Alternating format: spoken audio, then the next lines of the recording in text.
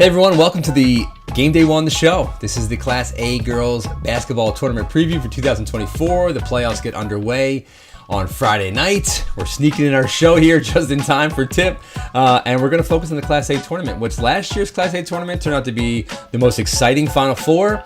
And it turned out to be the team that went the furthest in the postseason with Walter Panas winning the Class A championship. Obviously, in the state. Obviously, last year, the tournaments were different. New York State had 5 classifications. Now they have 6. Things are stretched out. Things are different. But Walter Panas is in Class A still. Pearl River's in Class A. Tappan Zee is in Class A. So we have really our deepest pool of contenders of teams that can make it to the Final Four, and I think teams that can win the championship. Obviously, Walter Panas, even as a defending state champions, I think you can go into this and say, make a good case for 3 or 4 other teams to knock them off and win the gold ball and make a run to the state playoffs. So let's get into it right now with our brackets. We start at the top. Number 1 seed, it's Pearl River. No surprise, 17-3. They have a bye. They will move on to the quarterfinals, so they won't play until next week. They'll play the winner of Nyack John Cross River in the 8-9 matchup. Irvington, they were Class B for all those years, state championships that they won. They were right on that borderline of being a Class A or B school.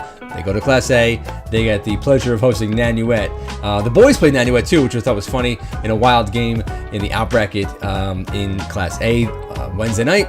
But on Friday, the girls will have their first round matchup against the Golden Knights. Henhud, Hastings in the 5-12 matchup.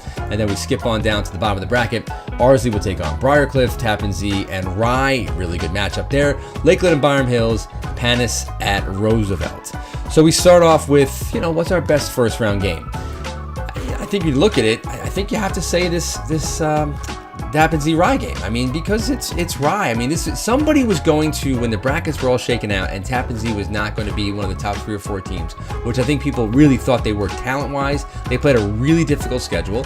They struggled a little bit early on, and so they were going to fall in that 5, 6, 7 range. Even maybe at one point you thought they may be even in the 8 range, and they fall to 6. And it's kind of like Rye was on the short end of this, but Rye's really talented. Rye's got some really good guard play. The problem with Rye is that they're going to have a tough time matching up on the interior. So I do think that when you look at Rye and what they have, they're a team that's going to thrive on quickness. They're going to try and get on the open floor, and they're going to be good enough to go against this Tappan Zee team, because what Tappan Zee does best is to shoot the 3. Rye is good at rotating, getting out on shooters, getting a hand in the face. Paige Tepedino, they're going to be basically the best game Paige Tepedino's maybe ever played. The sophomore guard that she is. This is a very young group. Molly Kennedy as well. Phoebe Greto. I watched this team at Rye go to the county center and play in the slam dunk, and I thought that, man, this team next year is going to be really good. Maybe next year starts right now, because most of these players they get 20 games under their belt. So I think that could be really probably the most entertaining first round game. When I look at this and I say, what's going to be the best chance of an upset in the opening round?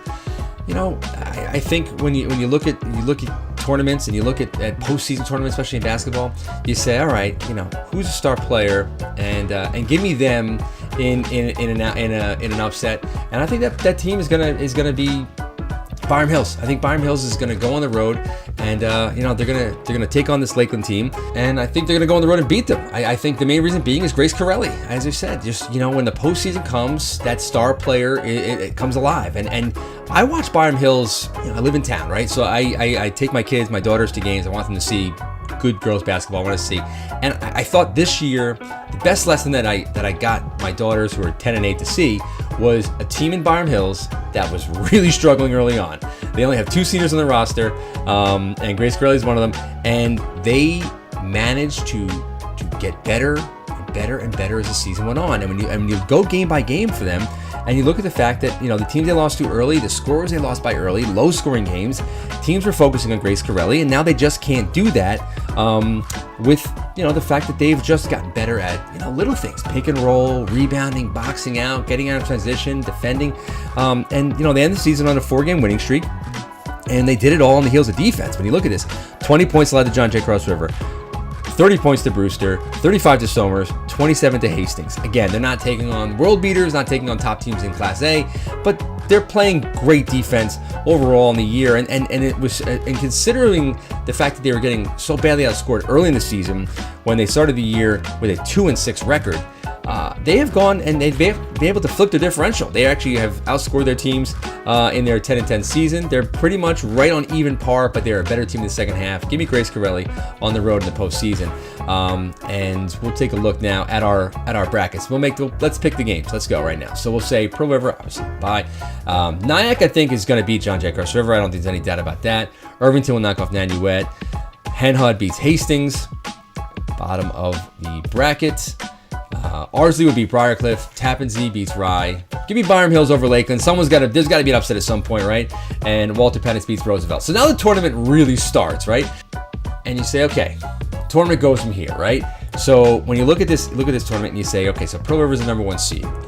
And I was impressed with Pearl River all season long. The only thing, they played a really difficult schedule, but they didn't play Walter Panas, who's the number 2 team, and they didn't play Ardsley, who's the number 3 team. They had 2 matchups against Tappan Zee, who's considered the most dangerous team in this tournament, and they swept them both in both games. So when you look at this Pearl River team, yes, they are hardened. They played a really good out-of-section schedule to get themselves prepared.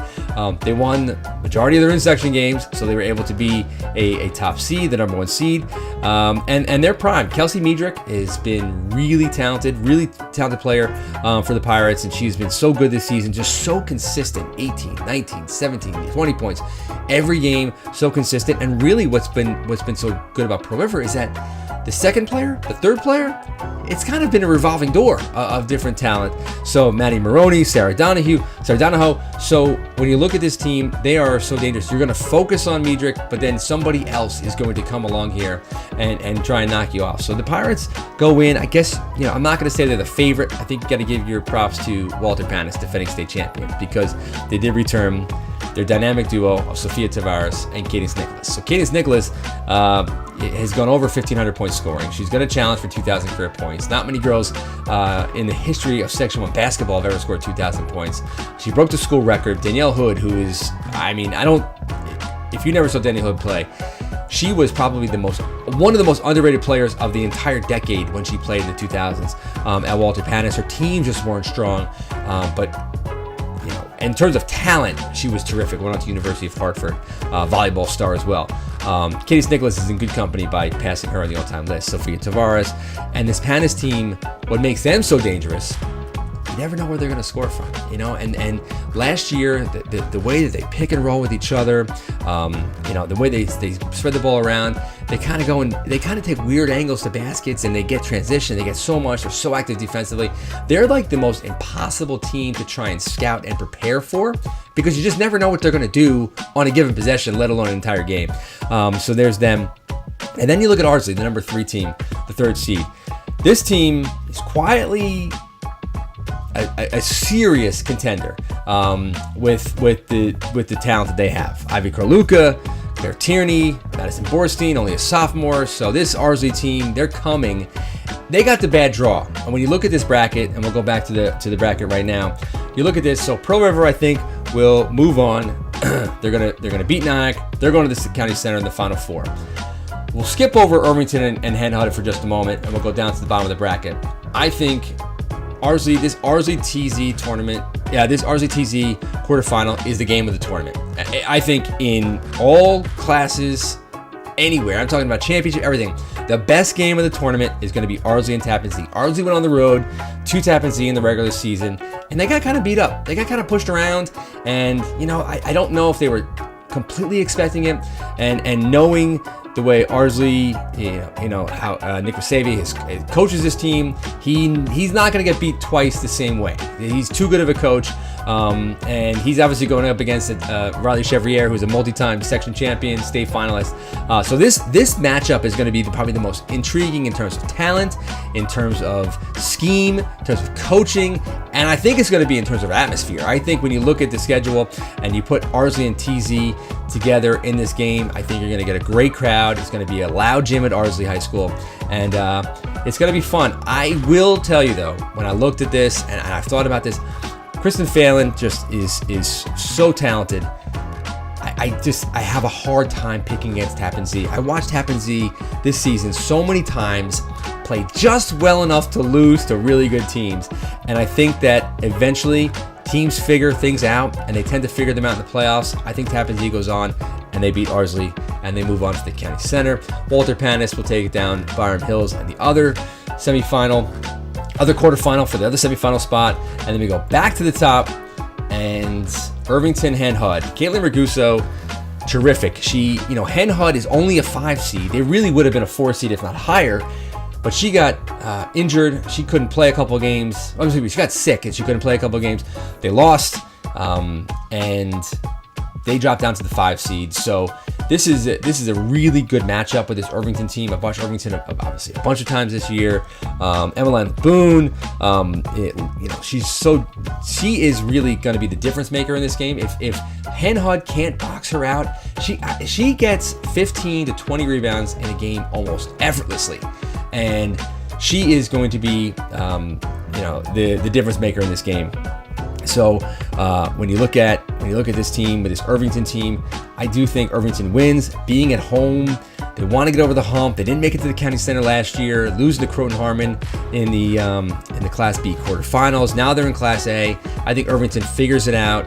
Anders Knapp, this group, very veteran team, a lot of soccer players who have winning kind of in their blood. Give me Irvington going to the county center. So you have Pearl River Irvington, and you have TZ Walter Panas. Sign me up for that Final Four, because that's about as good as it gets. And if it is Ardsley, it's just as good.